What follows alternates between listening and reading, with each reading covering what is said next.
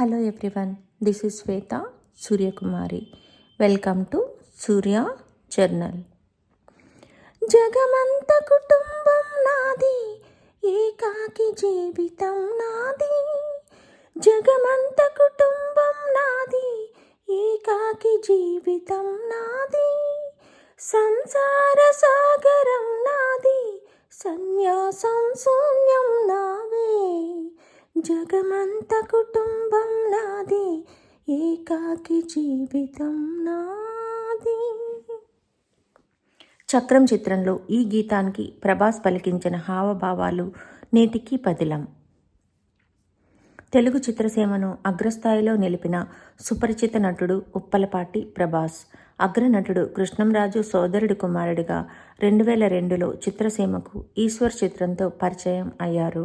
2003లో విడుదలైన రాఘవేంద్ర చిత్రం అనుకున్న స్థాయిలో విజయం సాధించలేకపోయినా 2004లో నటి త్రిషతో కలిసి నటించిన వర్షం చిత్రం నటుడిగా చక్కటి గుర్తింపు తెచ్చింది.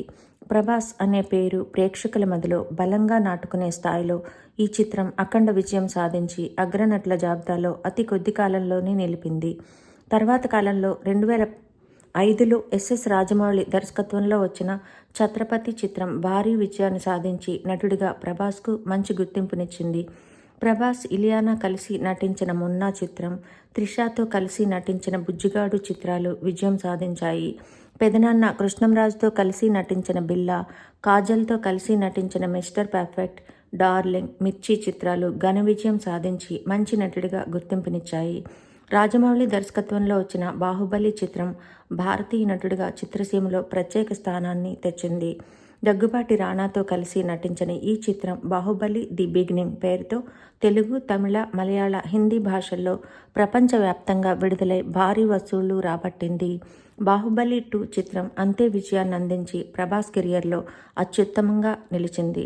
2019లో సాహో, 2021లో రాధేశ్యామ్, 2022లో విడుదలైన ఆదిపురుష్ చిత్రాలు అభిమానుల ప్రశంసలు పొందాయి. రాబోయే కాలంలో మరిన్ని మంచి చిత్రాలతో ప్రేక్షకులను అలరించాలని ఆశిద్దాం.